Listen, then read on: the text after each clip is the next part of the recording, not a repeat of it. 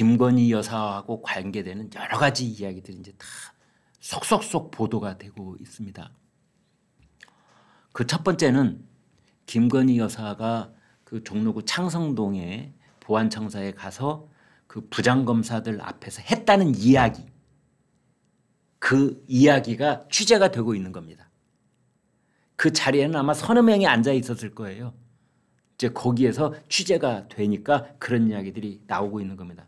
김건희 여사가 자기하고 최재형 목사하고 어떤 거 사이였는지, 최재형이라는 이 종북 인사를 어떻게 알게 됐는지, 친북 인사를 어떻게 처음으로 서로 수인사가 오고 갔는지, 그리고 그 사람한테 이 디올백을 받았던 그 상황은 어땠는지, 그리고 그 디올백을 받은 이후에 이 사람이 김건희 여사한테 무슨 청탁을 했었는지, 가령 김창중이라고 미국 연방 하원 의원이 은퇴한 뒤에 고국당에 묻히고 싶다고 그랬는데 그때 국립묘지에 묻히고 싶다는 말을 했다는 거 아닙니까? 그 청탁을 김건희 여사 귀에 들리게 딱 직접 했는지, 아니면 별도로 뭐 어떻게 했었는지.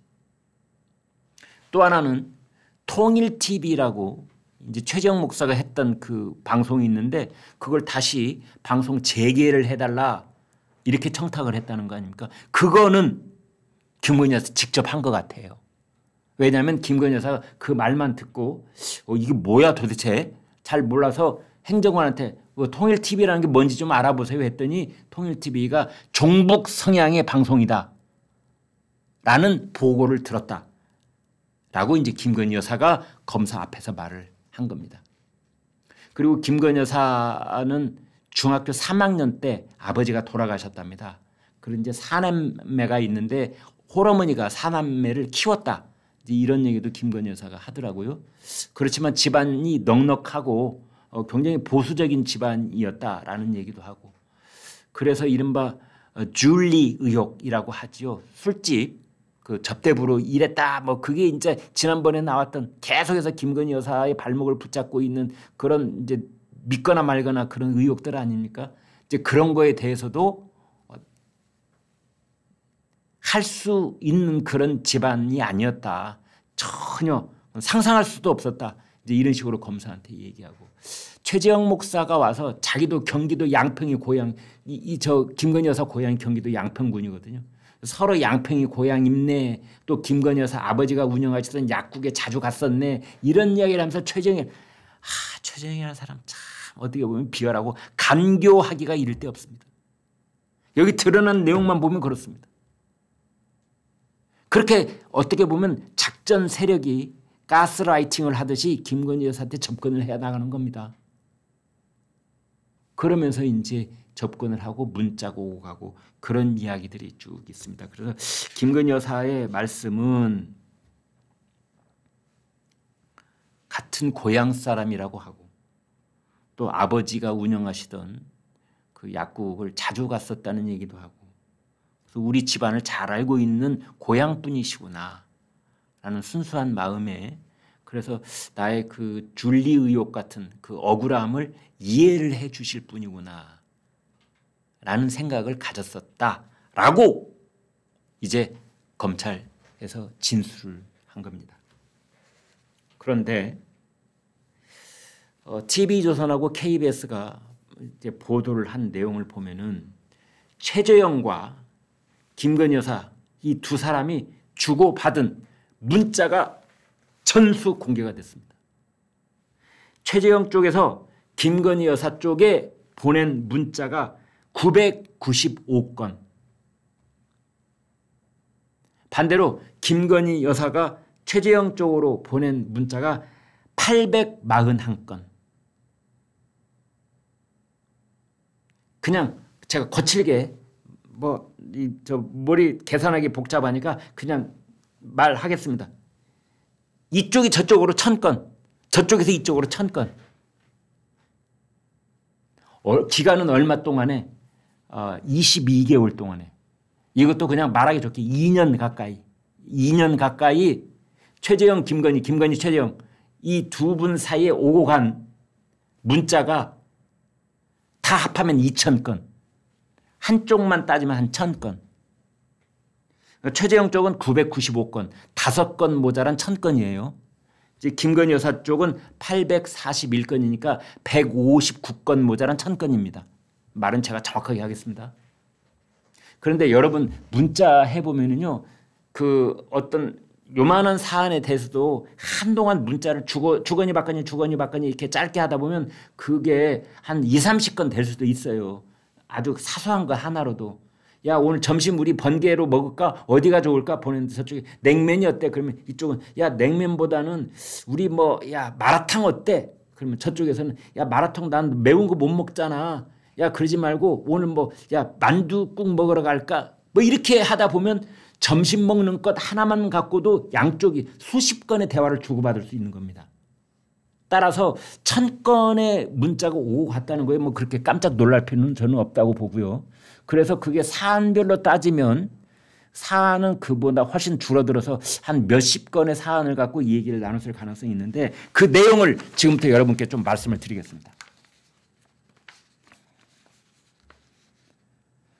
최재형이라는 사람이 김건희 여사한테 첫 번째 문자를 보낸 것이 2022년 1월 28일. 그 시점은 대통령 선거가 있기 3월 10일 날 대통령 선거가 있으니까 한 달 하고 한 열 댓새. 예. 달포. 예전 기간으로 따지면 달포. 한 달 하고 한 보름. 그 전에 대통령 선거가 있기 전에 그때는 김건희 여사가 이제 대통령 후보의 부인인 거죠. 그런데 분위기는 그때 좋아서 윤석열 대통령이 별일이 없는 한 크게 이길 수도 있다는, 그래서 차기 대통령이 윤석열 후보일 가능성이 매우 높다는 그런 국민적 공감대가 있었던 그런 시기입니다. 그런 시기에 최재형이 김건희 여사 대통령 후보 부인에게 문자를 떡 보내는 겁니다. 그러면서 첫 번째로 내세운 것이 저도 경기도 양평군 출신입니다 라는 말. 그 다음에 이제 국내 정치 상황, 또 뭐 종교에 관한 이야기, 또 태극기 집회를 이끌고 있던 전광훈 목사에 관한 이야기, 당시에 이제 대선 후보였던 안철수 의원에 관한 이야기, 이런 이야기들을 이제 주고받는 겁니다. 김건희 여사하고. 그러면서 상대편의 어떤 경계심도 누그러뜨리고 이제 서로 신뢰도 이제 살짝 쌓아가고 이제 그런 기간을 거치는 겁니다. 그러면서 최재형 씨는 별 얘기를 다 합니다. 영부인으로서 이미지 관리를 어떻게 해야 된다. 뭐 이런 얘기도 또 하고. 그런데 눈에 띄는 것은 최재형 씨가 대통령실 용산 이전을 반대했답니다. 아, 여사님, 그 지금 자꾸 보도가 그 대통령 후보의 공약사항도 그렇고 청와대를 다른 곳으로 옮긴다고 그러시던데요. 아, 옮기면 안 됩니다. 이런 식으로 자꾸 반대를 했다고 합니다. 왜 그랬을까요? 왜 최재형은 청와대를 용산으로 옮긴 것을 반대했을까요? 그냥 순수한 생각으로 그랬을까요? 아니면 여기에도 뭔가 아직 밝혀지지 않은 그 무슨 꿍꿍이와 모략이 있는 건 아닐까요? 왜냐하면 나중에 최재형 씨가 한 행동을 보니 몰래 카메라가 들어가 있는 시계 차고 가지요. 그다음에 선물로 그 선물 받아서 메고 가는 거 그런 거 다 나중에 어떻게 만들려고 했던 모든 것이 처음부터 공작이었던 거 아닙니까? 따라서 청와대 이전을 반대했던 것도 무슨 공작이 있었던 건 아닌가?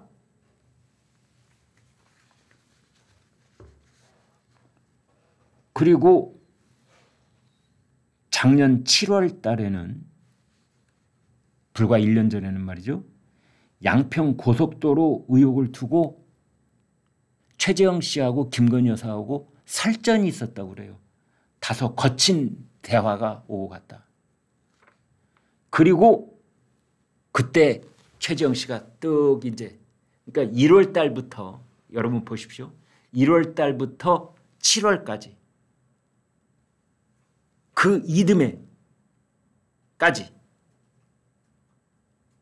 이제 이런저런 얘기를 하면서 김건희 여사는 후보의 부인에서 대통령 부인으로 그렇게 상황이 변했는데 드디어 최재형이 민원을 이야기하기 시작합니다. 그게 뭐냐? 통일TV 방송 재개하게 해달라. 그런데 이 통일TV 여기에 대해서 아마 이때 김건희 여사가 최재형이라는 사람이 이거 이상한데? 지금까지 민원을 거의 얘기하지 않았는데 갑자기 통일TV를 들고 나오는데 통일TV가 근데 뭘까 하고 알아봤더니 통일TV가 종북 성향의 TV다라는 걸 알게 되는 순간부터 김건희 여사는 이제 일절 대답을 안 하는 겁니다. 최재형한테. 그러자 작년 11월 26일 지금이 7월이니까 약 8개월 전에 그 먼 과거가 아닙니다. 불과 8, 9개월 전입니다. 정확하게. 그때 최재형이라는 사람이 김건희 여사하고 카톡을 나눴던 그 방을 폭파하고 나가버립니다. 방 폭파라고 그러죠. 그리고 그 다음날 서울의 소리가 김건희 여사가 디올백을 받았다라는 것을 폭로를 하는 겁니다.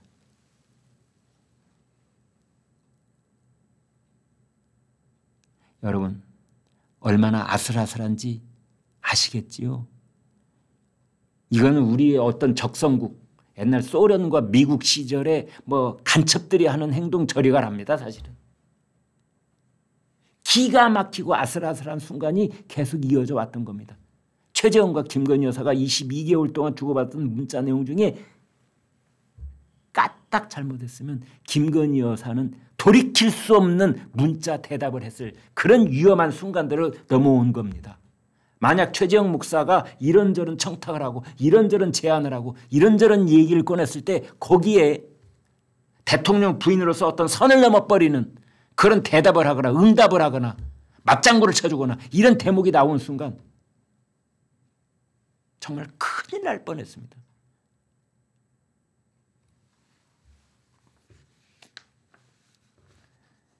그 최재형 목사가 김건희 여사하고 주고받았다는 문자를 검찰에 냈는데요. 그중에 아까 말씀드렸죠. 995건. 근데 400 몇 건을 최재형 목사가 빼고 500건만 갖다 낸 겁니다. 왜 그랬을까? 자기한테 불리한 건 다 뺀 겁니다. 이 김건희 여사를 궁지로 몰아넣을 수 있는 것만 남겨놓고 그걸 넘긴 겁니다.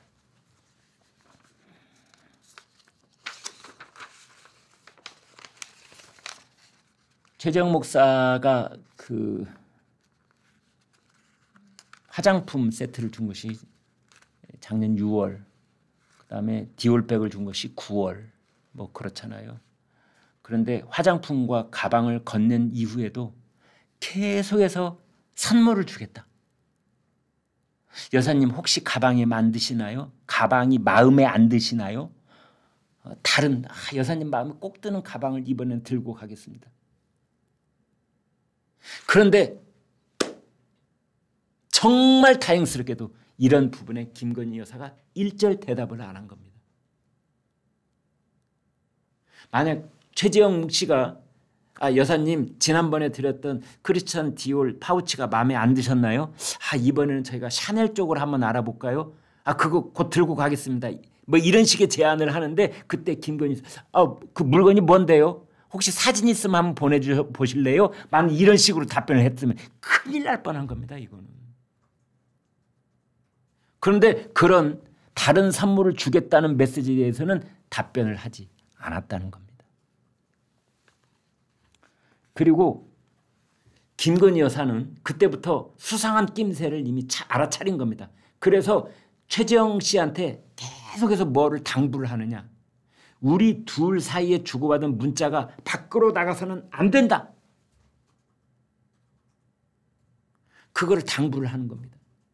그러니까 처음에는 고향 선배님이시고 또 아버님을 옛날부터 잘 알았다는 분이시고 또 목사라고 하고 그러니 어느 정도 마음을 좀 이렇게 열었던 부분이 있는데 시간이 흐르면 흐를수록 이거 위험한 사람인 것 같으니까 이제 그때부터는 대화를 차단하고 우리가 그동안 했던 이야기 밖으로 나가면 안 돼요 라는 말을 하는 거죠. 이때부터 최재형 씨는 갑이 되는 거고 김건희 여사는 을이 되는 겁니다. 그게 공개됐을 때 최재형 씨는 뭐 그냥 최재형 씨인데 김건희 여사는 타격이 클 가능성이 있기 때문에 갑을관계가 그렇게 되는 겁니다. 일단 형성이 돼버리면은.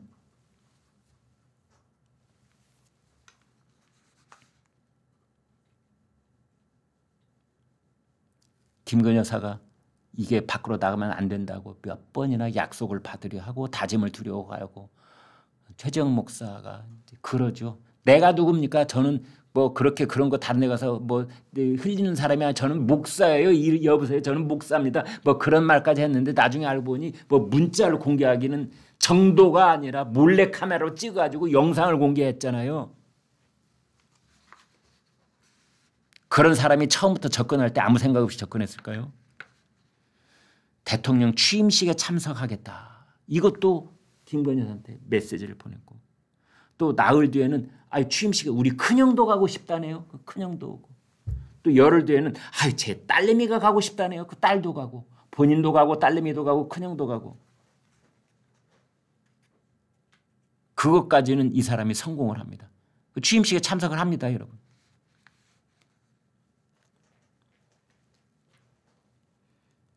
또 이 최재형 씨가 자기 지인이 그림을 그렸다면서 김건희 여사에게 한미 정상회담 때 그 그림을 긁고 가서 바이든 미국 대통령에게 전달해달라는 얘기를 합니다. 이 사람 별의별 민원을 다 하는 겁니다. 저 이런 비슷한 사람들 많습니다. 제 주변에 저한테 그런 비슷한 민원을 하는 사람들도 있어요. 누구를 소개시켜달라. 누구를 만나게 해달라. 물론 그것이 가능한 영역에 있고 아주 선의를 가지고 충심을 가지고 하는 경우도 있습니다. 그런데 누구의 그림을 누구한테 전달해달라. 가령 그 담당이 화가인 그 지인이 화가라면은 그 사람은 이제 다른 데 가서 광고하고 다닐 거 아닙니까? 내 그림이 바이든 대통령한테 전달된 사람이야. 내 그림이 바이든 대통령 집무실에 걸려 있을 거야. 내 뭐 그림이 뭐 어디에. 그래서 바이든 대통령 세계 최고의 지도자 중에 한 사람이 바이든 대통령한테 전달해달라고 하는 겁니다. 이거를. 그런 민원까지를 최재형 씨는 김건희 여사한테 했던 겁니다. 참 기가 막힙니다. 선물을 주겠다는 말을 20번 넘게 합니다. 그 문자에만 20번 넘게. 나중에 언젠가 그 최재형이 넘겼다는 그 문자가 이제 구체적으로 다 드러나면 정말 기가 막힐 겁니다. 근데 거기에 대해서 일절 김건희 여사가 답변을 하지 않은 그런 아슬아슬한 상황이 이제 이어져 왔는데 그런데 결국은 재작년 6월, 9월 화장품 받았죠. 그 다음에 디올백이 넘어온 겁니다. 작년 4월에는 더 좋은 가방을 주겠다. 그 다음에 최재형 씨가 김건희 여사한테 한남동 관저에서 밥 내라고 했어요. 밥 한 끼 사라고. 한남동 관저에 가서 밥 먹고 싶다고. 나 참 정말 기가 막히고 코가 막혀서. 네? 만약 최재형 씨가 한남동 관저에 가서 밥을 먹고 그때부터 몰래 카메라로 한남동 관저 내부 찍고 다니고 했으면 도대체 무슨 일이 벌어집니까 이 나라에. 이 사람은 그때 자기가 그렇게 가능할 수도 있다고 믿었던 사람 아닙니까? 그러니까 작년 11월 26일 날 그 서울의 소리를 통해서 그 몰래 카메라 내용을 다 터뜨리기 전에 이 사람은 한남동 관저도 구경시켜달라. 거기서 밥도 먹게 해달라. 이랬던 겁니다. 지금. 그래서 결정적인 것을 지금 모으려고 했던 거예요. 일거에 윤석열 대통령 부부를 거꾸로 틀릴 수도 있다는 생각을 했을 수 있는 사람인 겁니다.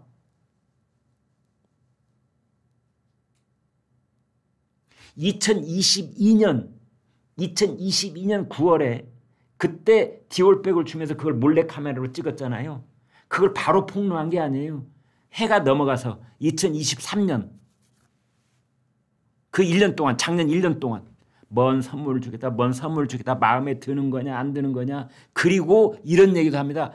텔레비 보니까 여사님 미국 갈 때 가방을 메셨던데 왜 제가 드렸던 가방을 안 메셨습니까?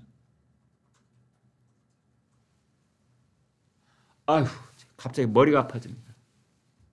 그때 만약 말이죠. 김건희 여사가 이 친북 인사 최재형의 그 가방을 혹여라도 손에 들었었다면 나라가 파탄 날 뻔한 겁니다. 나라가 파탄.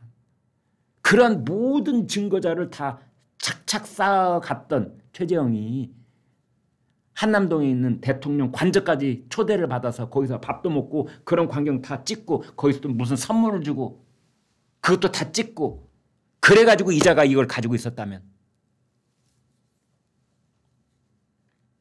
그 뒤로 김건희 여사한테 어떤 협상을 하려고 했을는지.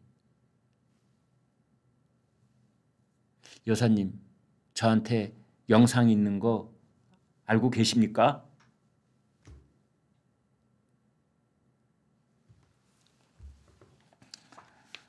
갑자기 모골이 송연해집니다.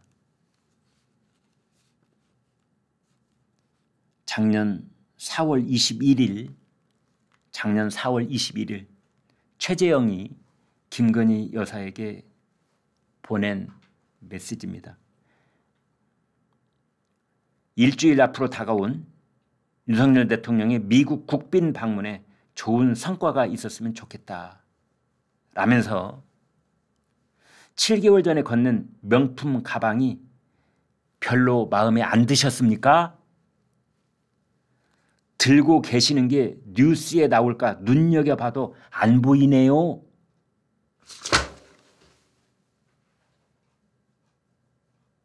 만약 이런 말에 김건희 여사가 마음이 약해져서 그때 최재형이 건넸다는 그 파우치를 들고 뉴스 카메라에 단 한 번만 잡혔으면 끝입니다. 끝.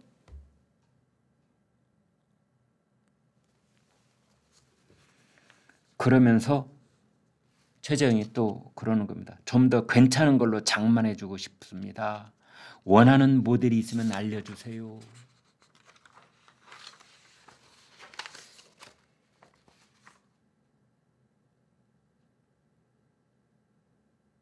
원하는 모델이 있으면 알려주세요.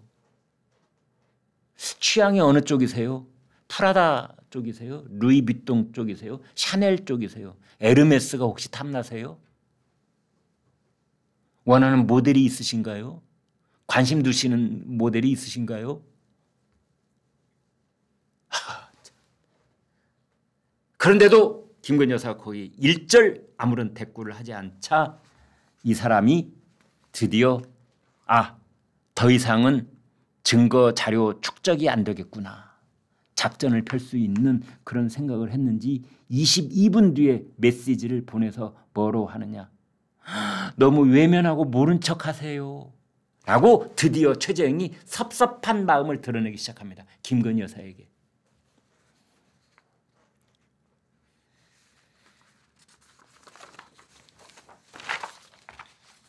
아무튼 김건희 여사가 그 명품백을 어쨌든 그 자리에서 발로 차버리지 않고 그걸 놓고 가게 한 것 자체에 대해서는 김건희 여사가 잘했다라고 절대로 할 수 없습니다만 지금 KBS가 그 양쪽 995건, 841건 이 문자를 전부 다 입수를 해서 공개하고 있는 내용들을 보면은 정말 아슬아슬한 순간들이 있었다라는 생각을 지울 수가 없네요.